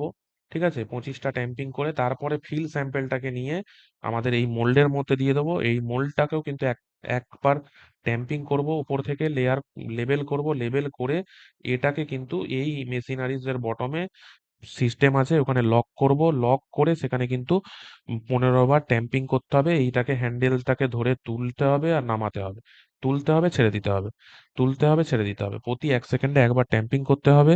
ঠিক আছে, এই র্যামারের ওয়েট কত, 13.5 থেকে 14 কেজি হয়। ঠিক আছে, হাইট অফ ফলটা কত, 380 ±5 mm। এই দুটো কিন্তু ডেটা খুব ইম্পর্টেন্ট। আমরা যে মেজারিং সিলিন্ডারে এগ্রিগেটটা নিচ্ছি সেটাকে 3 লেয়ারে 25 বার ট্যাম্পিং করে নিতে হবে। ঠিক আছে, তারপরে 15টা ব্লো 15টা ব্লো দিতে হবে। ঠিক আছে, 15টা ব্লো দেওয়ার পরে স্যাম্পেলটাকে আমরা বের করে নিয়ে আসবো। টোটাল যে স্যাম্পেলটা নিয়েছি তার রেসপেক্টে 2.36 mm এ সিভ করে যেটা পাসিং হয়ে যাচ্ছে তার পার্সেন্টেজটা কতটা, সেটা পার্সেন্টেজ ওয়েটে বের করব। পার্সেন্টেজে বের করলে সেটাকে আমরা চেক করব অ্যাকসেপ্টেন্স লিমিটে পড়ছে কি পড়ছে না। ওয়ারিং কোর্সের জন্য সেম লিমিট উইদিন 30% হতে হবে, আর আদার দ্যার ওয়ারিং কোর্সের জন্য হচ্ছে উইদিন 45% হতে হবে। এই হচ্ছে টেস্টের প্রসিডিওরস এবং যে ফাংশনগুলো আমাদের দেখতে হবে সেগুলো। এরপরে দেখো এগ্রিগেট ইম্প্যাক্ট ভ্যালু টেস্টের অ্যাপারেটাস এটা। এখানে দেখো ট্যাম্পিং রড, আমি বলেছি এটা ট্যাম্পিং রডটা ছোট হয়, এটা কিন্তু 600 হয় না, এটা 230 mm লেন্থ, 10 mm ডায়ার হয়, ছোট দেখতে হয়। একটা সাইড এজ টাইপের থাকে, একটা সাইড রাউন্ডেড। ঠিক আছে, কর্নার শেপ, কোন শেপের হয়। আর হচ্ছে এটা যে সিলিন্ডার, এটা টেস্ট, এইটাই এখানে প্লেস হবে। ছোট সিলিন্ডারে আমরা মেজারিং সিলিন্ডার বলি, এটা 75 mm ডায়া, ডেপথ হচ্ছে 50। তারপরে এই যতটা ধরলো এর মধ্যে 3 বার ট্যাম্পিং করে যেটা নিলাম স্যাম্পেলটাকে, এটাকে কিন্তু এই বড় মোল্ডে, বড় কাপে, কিন্তু সিলিন্ডার কাপে ট্রান্সফার করব। এইটার ডাইমেনশন হচ্ছে 102 ডায়া, 50 ডেপথ। তারপরে আমরা কিন্তু এই মেশিনের মধ্যে প্লেস করে 15 বার ব্লো করব র্যামারের সাহায্যে। র্যামারের ওয়েট কত, 13.5 থেকে 14। আর এর হাইট অফ ব্লোটা কত, এখান থেকে এখান পর্যন্ত হচ্ছে 380 +- 5 mm। এবারে দেখো যেটা আমাদের এআইবি বেরোলো, এআইবি যত কম হবে তত কিন্তু আমাদের স্ট্রং এগ্রিগেট হবে। ক্রাসিং ভ্যালুতেও সেম, যেটা হচ্ছে যত কম এসিবি ভ্যালু হবে এগ্রিগেট ক্রাসিং ভ্যালু, তত কিন্তু এগ্রিগেটটা স্ট্রং হবে। 10%-এর থেকে কম যদি এআইবি ভ্যালু হয় তাহলে আমরা বলবো এক্সেপশনালি স্ট্রং, 10 থেকে 20 হলে স্ট্রং, 20 থেকে 30 হলে স্যাটিসফ্যাক্টরি ফর রোড সারফেসিং, আর গ্রেটার দ্যান 30 হলে উইক ফর রোড সারফেসিং। রোডে কিন্তু 30%-এর বেশি হলে ইউজ করা যাবে না, সেটা আমরা বলেছি। ওয়ারিং কোর্সের ক্ষেত্রে লেস দ্যান 30% হতে হবে, within 30%, less or equal to 30% হতে হবে। এবারে দেখো লস অ্যাঞ্জেলেস অ্যাব্রাসান টেস্ট। এটা হচ্ছে দেখো লস অ্যাঞ্জেলেস অ্যাব্রাসান টেস্টিং একটা মেশিন। এই এই যে মেশিনের মধ্যে একটা ড্রাম আছে, এই ড্রামটা ডাইমেনশন দেখো 500 mm হয়, আর হচ্ছে 500 mm হচ্ছে লেন্থ, 700 mm হচ্ছে ডায়া। ঠিক আছে, আর এখানে কিছু স্টিল বল থাকে, স্টিল বলের সাথে এগ্রিগেট আমরা ভেতরে ঢুকিয়ে ওটাকে 500 বা 1000 বার রেভলিউশন করব। সেই রেভলিউশনটা কিন্তু গ্রেডিং অফ এগ্রিগেটের উপর ডিপেন্ড করছে। গ্রেডিং অফ এগ্রিগেটের মধ্যে স্টিল বল কটা ইউজ করব সেটাও ডিপেন্ড করছে। ঠিক আছে, স্টিল বলগুলো কি হয়, 48 mm ডায়া হয়, আর হচ্ছে 380 থেকে 445 গ্রাম ওয়েট হয়। সেগুলো আমরা দেখবো এক একটা করে প্রসিডিওর। এটাতে কি প্রোভাইড করছি, রেজিস্ট্যান্স এগেন অ্যাব্রাসান, এটা কিন্তু আমরা চেক করি। স্যাম্পেল সেম, 12.5 এ পাসিং, 10 mm এ রিটেন, সেটা ওভেন ড্রাই হতে হবে 4 ঘন্টা 100 থেকে 110 ডিগ্রি টেম্পারেচারে। Steel ball 48 mm dia, weight হতে হবে 390 থেকে 445 গ্রামের মধ্যে। আর এটা রেভলিউশন, ড্রামের রেভলিউশন 30 থেকে 33 আরপিএম স্পিডে সেটা রেভলিউশন হতে থাকে। টোটাল রেভলিউশন 500 বা 1000, সেটা গ্রেডিং অফ এগ্রিগেটের উপর ডিপেন্ড করে। ড্রামের ডাইমেনশন বলে দিয়েছি, কিন্তু এখানে একটা চেঞ্জেস আছে। যে সিবের মধ্যে আমরা পার্সেন্টেজ পাসিংটা দেখবো সেটা 2.36 mm নয়, এটা হবে 1.7 mm সিবের মধ্যে। ওই রেভলিউশন ডিফারেন্ট গ্রেড, ধরো এ গ্রেডের রেসপেক্টে যটা বল যটা রেভলিউশন দিতে হবে আমরা দিয়ে নিলাম, তারপর স্যাম্পেলটাকে বের করে 1.7 mm সিভ করব। কতটা পার্সেন্টেজ অফ পাসিং আসছে সেটাই আমরা বের করব বাই ওয়েট। ঠিক আছে, পার্সেন্টেজ, এই ডব্লিউ টু ধরো পার্সেন্টেজ পাসিং হলো আর টোটাল নিয়েছিলাম ডব্লিউ ওয়ান, তাহলে এর রেসপেক্টে আমরা লস অ্যাঞ্জেলেস অ্যাব্রাশন ভ্যালু পেয়ে যাব। সেটা ক্রাইটেরিয়া কত হবে, যত ভ্যালু হায়ার হবে তত জানবে উইক হবে। ঠিক আছে, higher abrasion resistance aggregate have low loss of abrasion value and vice versa. Acceptance limit 30% maximum for wearing course, 50% এখানে হবে for other than wearing course as per IS 383/2016। আমি কি বলেছিলাম টেস্ট প্রসিডিওর গুলো 2386-এ আছে, টেস্টের লিমিট গুলো 383-তে আছে। ঠিক আছে, 2386 হচ্ছে টেস্ট প্রসিডিওর, 383 হচ্ছে অ্যাকসেপ্টেন্স লিমিট। এই দুটো কিন্তু মনে রাখতে হবে। এরপরে দেখো আরেকটা ডেটা আছে, কোফিসিয়েন্ট অফ হার্ডনেস যদি আমরা বের করি 20 minus loss of weight by 3। আমি এটা কিন্তু আগেও আমি বলেছি কিভাবে বের করতে হয়, স্টোনের চ্যাপ্টারে আমি কিন্তু এই ফর্মুলাটা পড়িয়েছি, এটা নিয়ে আর কিছু বলবো না। এরপরে দেখো সাউন্ডনেস টেস্ট। সাউন্ডনেস টেস্ট হচ্ছে ওয়েদারিং এর এগেনস্টে রেজিস্ট্যান্স কতটা সেটা আমরা চেক করতে পারি। ঠিক আছে, ওয়েদারিং রেজিস্ট্যান্স কতটা সেটা আমরা চেক করতে পারি। সেটা হচ্ছে দেখো Na2SO4 অথবা MgSO4 এর সলিউশনে 16 থেকে 24 ঘন্টা আমরা কিন্তু সেটাকে রাখবো। কত ডিগ্রি, ওভেন ড্রাই স্যাম্পেল নিয়ে সেটাকে ওই সলিউশনের মধ্যে 16 থেকে 24 ঘন্টা রাখবো। সেটাকে রিপিটেড 10 সাইকেল টেস্ট করব, মানে একবার সলিউশনে 16 থেকে 24 ঘন্টা রাখলাম, সেটাকে আবার তুলে ড্রাই করলাম, আবার সেটাকে আবার ডোবাবো, আবার সেটাকে তুলবো, সেইভাবে 10টা সাইকেল রাখার পরে দেখবো যে কতটা লস অফ ওয়েট হয়েছে। 10টা সাইকেল কমপ্লিট হওয়ার পরে কতটা লস অফ ওয়েট হয়েছে সেইটারই পার্সেন্টেজ আমরা কিন্তু বের করব। সেই পার্সেন্টেজটাই হচ্ছে কত পার্সেন্ট, সেটার বেসিসে একটা অ্যাকসেপ্টেন্স লিমিট আছে। লস ইন ওয়েট যদি আমরা Na2SO4 সলিউশনে করি তাহলে কিন্তু লেস দ্যান 12%-এর মধ্যে হতে হবে, আর যদি MgSO4 সলিউশনের মধ্যে হয় তাহলে কিন্তু লেস দ্যান 18%-এর মধ্যে হতে হবে, এটা কোর্স এগ্রিগেটের ক্ষেত্রে। আর সেম টেস্ট যদি ফাইন এগ্রিগেটের করি তাহলে 10% হয় আর 15% হয়। 12-18-র জায়গায় 10 হয় আর 15 হয়, এটা কিন্তু মনে রাখতে হবে। এরপরে দেখো সেপ টেস্টের মধ্যে flakiness index test, elongation index test এগুলো আছে, এগুলো একটু দেখি। ফ্ল্যাকিনেস ইন্ডেক্স আমি বলেইছিলাম 6.3 mm এগ্রিগেট সাইজের ছোট ছোট সাইজের ক্ষেত্রে এটা অ্যাপ্লিকেবল নয়। আর ফ্ল্যাকিনেস আমরা কি, লিজ ল্যাটারাল ডাইমেনশনটা হবে লেস দেন 0.6 বা 3/5 অফ দেয়ার মিন সাইজ। ঠিক আছে, আর দেখো ফ্ল্যাকিনেস ইন্ডেক্স ওই যতটা পার্সেন্ট ফ্ল্যাকি, ফ্ল্যাকি মানে পাতলা বলেছিলাম, সেটা হচ্ছে এই গেজ দিয়ে পাস হতে হবে, গলে যেতে হবে পার্টিকেলটা। ঠিক আছে, লোয়েস্ট ডাইমেনশন দেখবো, যে কোনো ভাবে গলে গেলেই ওটা কিন্তু হয়ে গেল, পাসিং এর মধ্যে চলে গেল। ওই পাসিং টোটাল কতগুলো হচ্ছে সেই ওয়েটটা নিতে হবে। আমরা কিভাবে টেস্ট করি দেখো, আমরা প্রথমে এর মধ্যে সিব নেব। সিবগুলো আমাদের ওপরে বড় সাইজের, নিচে ছোট সাইজের, এভাবে সাজাবো। এইখানে কিছু ওয়েট রিটেন হলো, এখানে কিছু ওয়েট রিটেন হলো, এখানে কিছু ওয়েট রিটেন হলো। এই ওয়েট রিটেনের মধ্যে 200 পার্টিকেল থাকতে হবে এগ্রিগেটের। প্রতিটা জায়গায় 200 পার্টিকেল আমাদের মিনিমাম থাকতে হবে। এবার ওই পার্টিকেলগুলোকে তুলে নিয়ে এসে কোন শিপ দিয়ে পাস হচ্ছে, কোন শিপে রিটেন হচ্ছে সেটা এইখানে চেক করব। সেই পার্টিকুলার স্লটটা দিয়ে কিন্তু আমরা পাস করানোর চেষ্টা করব। সবগুলোকে কিন্তু একটা দিয়ে পাস হবে না। যেটাতে পাসিং রিটেন এটা ধরো 12.5। ঠিক আছে, এটা হলো 10, তাহলে 12.5 আর 10-এর মধ্যে যেটা, এটা কিন্তু 6.5 to 10 প্রথমটা, তারপরেরটা 12.5 to 10 হবে। এটা ভুল হয়তো টাইপ আছে, এটাতে এইটা দিয়ে পাসিং হবে। তাহলে ওই স্যাম্পেল গুলোকে আমরা এইটা দিয়ে পাস করব, পাস করে দেখবো কত গ্রাম পাস হচ্ছে। ঠিক আছে, ওইভাবে কিন্তু পাসিংটা বেরোবে। Flakiness aggregate used in road construction should be less than 15%। Flakiness index 15%-এর কম হতে হবে, আর নর্মালি কিন্তু 25%-এর থেকে এক্সিড করা যাবে না। এটা হচ্ছে মনে রাখতে হবে, যদি রোডে ইউজ করি 15%-এর মধ্যে থাকতে হবে ফ্ল্যাকিনেস ইন্ডেক্স। আমি আগেই বলেছি 0.6 × d হতে হবে, এটা আগেই বলে দিয়েছি। আর দেখো ডব্লিউ টু হচ্ছে যেটা ওয়েট পাস হয়ে যাচ্ছে, মানে যেটা স্লট দিয়ে পাস করে যাচ্ছে সেটার ওয়েট টোটাল ডব্লিউ টু। আর টোটাল এগ্রিগেট কতটা নিয়েছিলাম সেটা হচ্ছে ডব্লিউ ওয়ান। তারপরে দেখো ইলংগেশন। ইলংগেশন হচ্ছে লেন্থ গেজ দিয়ে চেক করা হয়, ইলংগেশন গেজ দিয়ে। এটা কোন পার্টিকেলটা এই সাইজের মধ্যে আটকে যাচ্ছে সেটা দেখতে হবে। লেন্থ, লেন্থ মানে লংগেস্ট ডাইমেনশন, ঠিক আছে? এটাও কিন্তু 6.3 mm এগ্রিগেটের ছোট থেকে ছোট হলে তার জন্য অ্যাপ্লিকেবল নয়। আর এটা আমি বলেছিলাম গ্রেটেস্ট ডাইমেনশন অথবা লেন্থ গ্রেটার দ্যান হবে 1.8 ইন্টু মিন ডাইমেনশন।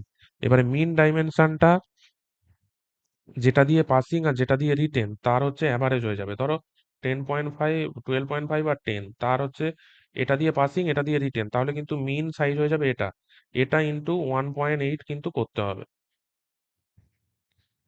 ঠিক আছে, এবারে দেখো ইলংগেশন ইন্ডেক্স W2/W1। W2 কি, যেটা হচ্ছে পাসিং লেখা আছে এটা ভুল আছে, এটা রিটেন হবে, ঠিক আছে?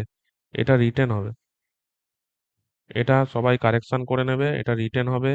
যারা প্রিন্ট করে পড়ছো লিখে নেবে, এটা রিটেন হবে, ঠিক আছে? এরপরে দেখো for road construction elongation index, elongation index should be less than, এটা হচ্ছে 15%-এর থেকে কম হতে হবে। আর একটা দেখো IS 383-তে কম্বাইন ফ্ল্যাকিনেস ইলংগেশনের ইন্ডেক্স আছে 40%, লেস দ্যান 40% হতে হবে। যখন কম্বাইন টেস্ট করব তখন লেস দ্যান 40% হতে হবে। আর হচ্ছে flaky aggregate said to be elongated if its length twice of its mean size. যদি যে লেন্থটা মিন সাইজের টোয়াইস হয় তখন এই ফ্ল্যাকি এগ্রিগেটটাকে ইলংগেটেড এগ্রিগেট বলা হয়। এটা একটা ডেটা, এটাকে মনে রেখো শুধু, অনেক জায়গায় এক্সামে কিন্তু এটা এসেছে। এরপরে দেখো অ্যাঙ্গুলারিটি নাম্বার। অ্যাঙ্গুলারিটি নাম্বার হচ্ছে absence of rounding of particle, round degree of প্যাকিংটাকে শো করে অ্যাঙ্গুলারিটি নাম্বার। বলছে যে রাউন্ডিং যে পার্টিকেল তার অ্যাবসেন্স কতটা সেটা কিন্তু অ্যাঙ্গুলারিটি নাম্বার দিয়ে আমাদের মাপা হয়। সেটা হচ্ছে অ্যাঙ্গুলারিটি নাম্বার হচ্ছে 33। 33 হচ্ছে তার থেকে রাউন্ডেড এগ্রিগেটে ভয়েডস কতটা, 33 তার থেকে কতটা পার্সেন্ট বেশি আছে সেটা আমরা কিন্তু চেক করি। Angularity number of aggregate is the amount by which the percentage of void, আমরা কিন্তু রাউন্ডেড এগ্রিগেটে পার্সেন্টেজ অফ ভয়েড স্ট্যান্ডার্ড 33% ধরে নিই, তার থেকে তার রেসপেক্টে কতটা আরো বেশি ভয়েডস আছে সেইটাকে কিন্তু আমরা চেক করি, কতটা এক্সিড হচ্ছে, সেইটাই হচ্ছে অ্যাঙ্গুলারিটি নাম্বারকে ডিনোট করে। দেখো এই অ্যাঙ্গুলারিটি নাম্বারের ভ্যালু কিন্তু 0 থেকে 11-র মধ্যে লাই করে। যদি পারফেক্টলি রাউন্ডেড এগ্রিগেট হয় তাহলে কিন্তু তার ভয়েড হয় 33%, সেখানে কিন্তু অ্যাঙ্গুলারিটি নাম্বার হয় 0। আর তার থেকে এটা যদি 44 হয় তাহলে সেটা হবে 11। তার মানে এই 0 থেকে 11-র মধ্যে লাই করে। এইটা হচ্ছে রাউন্ডেড এগ্রিগেট আর এটা হচ্ছে পারফেক্টলি অ্যাঙ্গুলার এগ্রিগেট। এই দুটোর মধ্যে যে ডিফারেন্স, এইটাই হচ্ছে 0 to 33 হলে অ্যাঙ্গুলারিটি নাম্বার আমরা বলছি 0। আর যদি 44 ভয়েড রেশিও হয়, ভয়েডস থাকে, ভয়েডস পার্সেন্টেজ অফ ভয়েড যদি 44% হয় তাহলে সেখানে অ্যাঙ্গুলারিটি নাম্বার হচ্ছে 11। 0টা পারফেক্টলি রাউন্ডেড এগ্রিগেটকে ইন্ডিকেট করছে, 11 হচ্ছে পারফেক্টলি অ্যাঙ্গুলার এগ্রিগেটকে ইন্ডিকেট করছে। এটা কিন্তু মনে রাখতে হবে। 33 is the percentage of volume of voids in a perfectly rounded aggregate and 67 is the percentage of volume of solids। যদি সলিডের রেসপেক্টে বলি তাহলে 100 থেকে 33 সেটা 67 হয়ে যাবে। এটা মনে রাখতে হবে। অ্যাঙ্গুলারিটি নাম্বার কি করে পাবো? সলিড পয়েন্ট অফ ভিউতে volume of water added divided by volume of cylinder into 100 minus 33% করলে আমরা সলিডের পয়েন্ট অফ ভিউ থেকে অ্যাঙ্গুলারিটি নাম্বার পাবো। আর যদি ভয়েডস পয়েন্ট অফ ভিউ থেকে বলি 67 মাইনাস 100 W/C × GS করলে আমরা সব ভয়েডস এর পয়েন্ট অফ ভিউ থেকে অ্যাঙ্গুলারিটি নাম্বার পাবো। রোড কনস্ট্রাকশনের ক্ষেত্রে অ্যাঙ্গুলারিটি নাম্বার কত হয় এগ্রিগেটের? 7 থেকে 10 হয় অ্যাঙ্গুলারিটি নাম্বার। এবারে দেখো এখানে ডব্লু যেটা বলেছিলাম, mean weight of aggregate in cylinder গ্রামে, এটা হচ্ছে ডব্লু। সিটা হচ্ছে weight of water required in the cylinder. আর জিএস হচ্ছে specific gravity of the aggregate. এই ভ্যালুগুলো যদি বসাও তাহলে কিন্তু অ্যাঙ্গুলারিটি নাম্বারের ভ্যালু পাবে, সেটা ভয়েডস এর পয়েন্ট অফ ভিউ থেকে। আর যদি ওপরের ফর্মুলাটা লাগাও তাহলে কিন্তু সলিড পয়েন্ট অফ ভিউ থেকে অ্যাঙ্গুলারিটি নাম্বার পাবে। তাহলে বোঝা গেল, মানে ভয়েডস আমাদের যে রাউন্ড এগ্রিগেটে আমরা standard percentage of voids volume of voids ধরি সেটা হচ্ছে 33 ধরি, তার রেসপেক্টে এগ্রিগেটে কতটা আমাদের ভয়েডস আছে ভলিউম অফ ভয়েডস সেটাই হচ্ছে অ্যাঙ্গুলারিটি নাম্বার, মানে অ্যাবসেন্স অফ রাউন্ডিং। আমরা যখনই রাউন্ড থেকে আমরা ভয়েডসটা বাড়াচ্ছি তখনই জানবে রাউন্ড শেপটা সেটা চলে যাচ্ছে, অ্যাবসেন্স অফ রাউন্ড পার্টিকেল, তখন সেটা অ্যাঙ্গুলারের দিকে ধীরে ধীরে যাচ্ছে। জিরো থেকে যত বাড়বো তত সেটা হচ্ছে রাউন্ড এগ্রিগেট থেকে অ্যাঙ্গুলার এগ্রিগেটের দিকে মুভ করব। জিরো হলে সেটাকে ধরবো পারফেক্টলি রাউন্ড এগ্রিগেট, আর যখন হবে অ্যাঙ্গুলারিটি নাম্বারের ভ্যালু 11 তখন সেটা হবে হচ্ছে একদম স্ট্যান্ডার্ড, হচ্ছে স্ট্যান্ডার্ড কি বলছি অ্যাঙ্গুলার এগ্রিগেট, ঠিক আছে।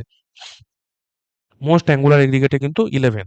এই হচ্ছে জিনিস, এটাকে মনে রাখতে হবে। আর হচ্ছে রোড কনস্ট্রাকশনে এই অ্যাঙ্গুলারিটি নাম্বারের ভ্যালু 7 থেকে 10 হওয়া দরকার। এই হচ্ছে ব্যাপার, আমি ভালো করে বুঝিয়েও দিলাম। এটা কিন্তু খুব ইম্পর্টেন্ট, এটা কিন্তু মনে রাখতে হবে।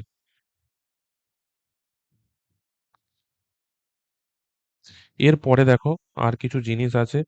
রিজিড পেভমেন্টে দেখো যেহেতু ওয়ার্কেবিলিটিটা দরকার হয় সেই জন্য রাউন্ড টাইপের এগ্রিগেট প্রেফার করা হয়ে থাকে, ঠিক আছে। Due to less friction between the surface, flexible পেভমেন্টে কিন্তু অ্যাঙ্গুলার এগ্রিগেট দরকার হয় বেটার ইন্টারলকিং এবং স্টেবিলিটিটাকে ইনক্রিজ করার জন্য। রাউন্ড মানে প্রপার রাউন্ড না, রাউন্ড টাইপের শেপ কিন্তু অ্যাঙ্গুলার টাইপের হবে, মানে ফ্রিকশন প্রোভাইড করবে অল্প বিস্তর, সেরকম হচ্ছে রিজিড পেভমেন্টে ইউজ করলে ভালো, কিন্তু পার্টিকুলার রাউন্ডেড এগ্রিগেট কোনোভাবেই ইউজ করা হয় না, এটা কিন্তু মনে রাখবে।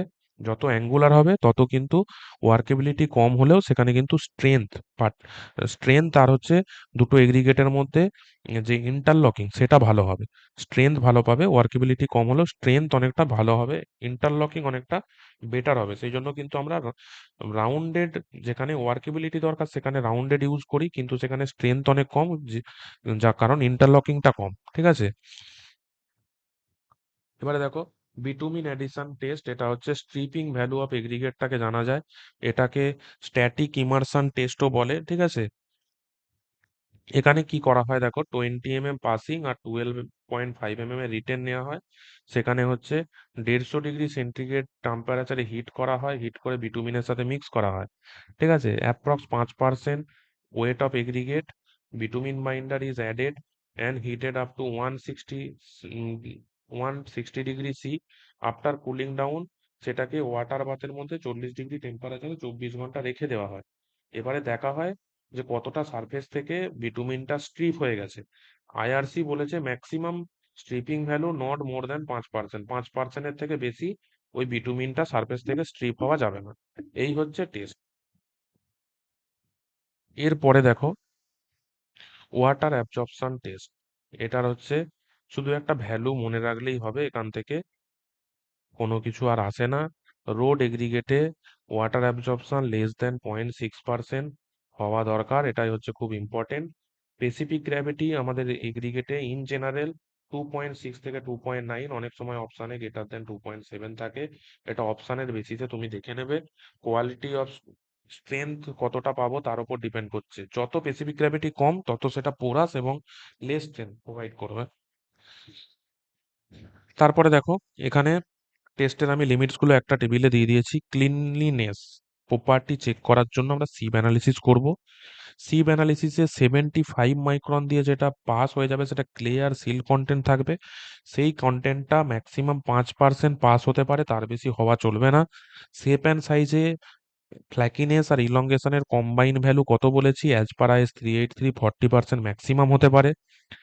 লস অ্যাব্রাশন টেস্টের ভ্যালু ওয়ারিং কোর্সের জন্য 30% ম্যাক্সিমাম, আদার দেন ওয়ারিং কোর্সের জন্য 40% ম্যাক্সিমাম। এগ্রিগেট ইম্প্যাক্ট ভ্যালু 30 আর 45, ক্রাসিং ভ্যালুর জন্য ম্যাক্সিমাম 30%। ডুরাবিলিটি দেখো আমি বলেছি সোডিয়াম সালফেটে 12 আর ম্যাগনেসিয়াম সালফেটে 18, এটা হচ্ছে ফাইন এগ্রিগেটের জন্য 10 আর 15 হয়ে যায়। ওয়াটার অ্যাবজর্পশন 2% ম্যাক্সিমাম লিমিট, কিন্তু রোড এগ্রিগেটের ক্ষেত্রে 0.6%। Addition to bitumen stripping value maximum 5% as per IRC. Water sensitivity written tensile strength test করা হয়, সেটা হচ্ছে মিনিমাম 80% হতেই হবে। এই হচ্ছে ভ্যালু পুরো। দেখো কোনো কিছু জিনিস কিন্তু এটা হতে পারে স্মার্ট রিভিশন সিরিজ, কিন্তু এখানে কোনো কিছু কন্টেন্ট কিন্তু বাদ দেওয়া হয়নি, পুরোপুরি ওভারঅল পুরো কন্টেন্টই আছে। তোমরা যদি এই কোর্সটা নিয়ে থাকো অনেক হেল্প পাবে, ইন ফিউচার সব সাবজেক্ট এইভাবেই কভার করা হবে উইদাউট ডিলিট এনি কন্টেন্ট, কোনো কন্টেন্টই বাদ দেওয়া হবে না। এটা শর্টার ফরম্যাটে বুলেট পয়েন্ট হিসাবে টেবিল ফরম্যাটে এটা কিন্তু দেওয়া হয়েছে। সমস্ত কন্টেন্ট ভালোভাবে কম টাইমের মধ্যে কভার করতে পারবে, কারণ 3-4 মাসে যদি বেটার পজিশনে নিজেকে নিয়ে যেতে চাও, এই টাইপের কোর্স কিন্তু খুবই হেল্পফুল। এর ছাড়াও তুমি দেখো, আমাদের নির্মাণ সহায়কের টেস্ট সিরিজটা আছে, অলরেডি ম্যাক্সিমাম কভার হয়ে গেছে। কেবলমাত্র নন টেকের নোটস, কিছু ইংলিশ আর কিছু জিকের নোটস আমরা প্রোভাইড করছি এই মুহূর্তে। সেগুলোও ধীরে ধীরে হয়ে যাবে, উইদিন 1 মান্থ কমপ্লিট হয়ে যাবে পুরো টেস্ট সিরিজটা। আর আমাদের কোর্সটা কিন্তু 3 মাসের মধ্যে কভার করার চেষ্টা চলছে। এটা দ্বিতীয় নম্বর সাবজেক্ট, আমি 17টা সাবজেক্ট করাবো বলেছি, এটা 2 নম্বর সাবজেক্ট চলছে। এই সাবজেক্টও কিন্তু খুব তাড়াতাড়ি কভার হয়ে যাবে। চলো, এইভাবে তোমরা চ্যানেলটাকে ফলো করো, সাবস্ক্রাইব করো, আর সবাই চ্যানেলের সাথে যুক্ত থাকো, এবং সিরিয়াসভাবে লেকচারগুলো যদি কমপ্লিট করতে পারো, তাহলে কিন্তু তোমরা সিলেকশনটুকু নিয়ে যাবে এবারে।